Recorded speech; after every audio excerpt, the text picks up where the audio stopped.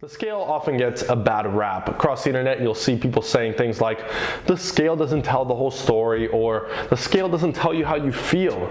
And I couldn't agree more. Your bank account doesn't tell you either of those things either. It just tells you how much money you have in your bank.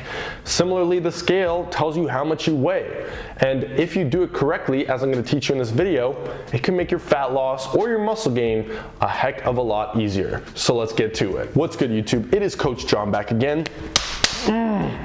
Making gains and helping you make gains too, or losses if you're trying to lose fat. Anyways, I drop videos here weekly that help you with fat loss, help you with muscle gain, building confidence, building energy, and a whole lot more. If you're interested in any of those things, make sure you hit that subscribe button below. Don't forget to hit the like button as well, as it's going to help my videos to be seen by more people like yourself who want to improve their lives. Quick note before we get this video rolling, one-on-one premium coaching is currently open with some spots for the new year. If you're interested in working one-on-one with me to reach your goals, click the link below beside apply here for coaching, and we're going to jump on a free consult one-on-one, see if we'd be a good fit to work together to get you to those goals. Also, make sure you follow my Instagram for some more exclusive content.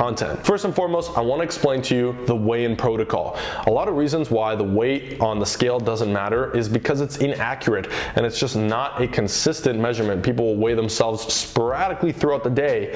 One day they'll compare themselves weighing out in the morning, another after they've had a turkey dinner. So here is how you want to weigh yourself for the most accurate weight on a consistent basis. The protocol is you want to weigh yourself first thing in the morning, just after waking up, but after using the restroom. Also, this should be before drinking or eating anything.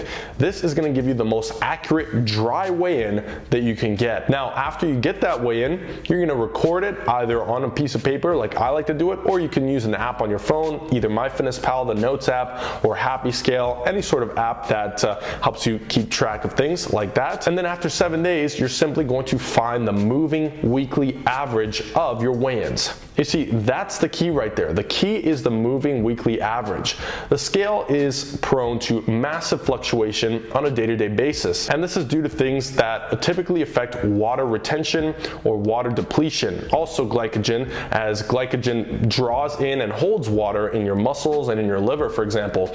So there's so many different factors. It could be late night meals that skew the scale, though they don't add fat because they're late night, but they could skew the scale because you got some extra food in your stomach. It could be simply extra waste buildup that you haven't gotten rid of yet over a couple of days. It could be extra sodium the day before, more or less water, more or less carbs, more or less calories. There's so many different factors that could affect weight fluctuation.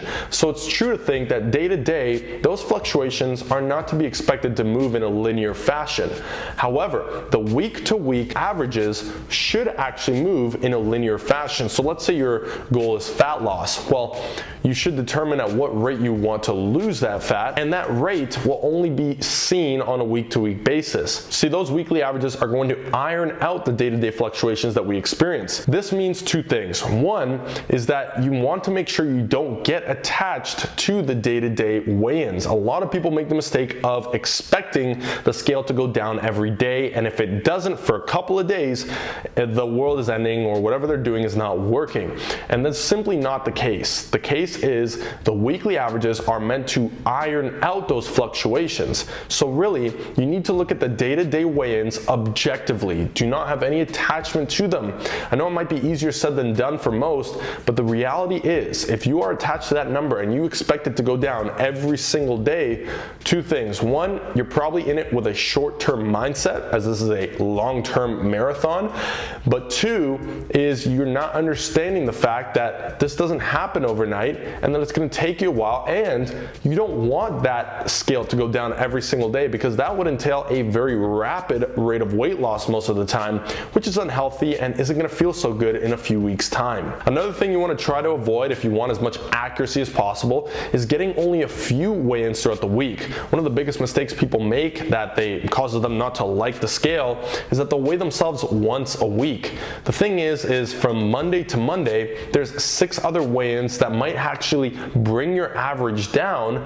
But if you just happen to eat a massive meal right before the next Monday's weigh-in, it's going to bring the scale way back up, and it's going to appear to you like, well, maybe you gained or didn't lose any weight, and so there's no point of weighing yourself anymore. But obviously that's not the case. There's 6 other days, 6 other pieces of data that you're missing to actually accurately determine which way your body weight is going.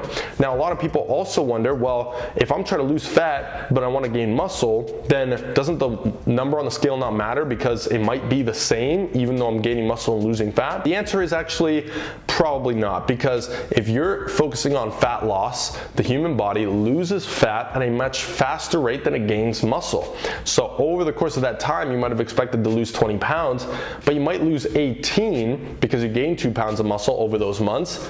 But you're not going to see that from a week to week. It's still a massive decrease. The rate of weight loss should be faster than the rate of muscle gain. And so for that reason, if your goal is fat loss, the number on the scale should effectively be going down. Now, let's say your goal is muscle gain. It's the same thing, but in reverse. You want to determine, of course, your rate of weight gain, because if your goal is to gain muscle, you do have to be in a surplus, which leads to weight gain over time. It might include some fat, but that's fine. Your goal is muscle gain primarily. That is to be expected. But of course, your rate of weight gain should be a lot slower than rate of weight loss, for example. But you want to obviously take in all these weigh-ins to actually know if you're making progress in the direction you want to.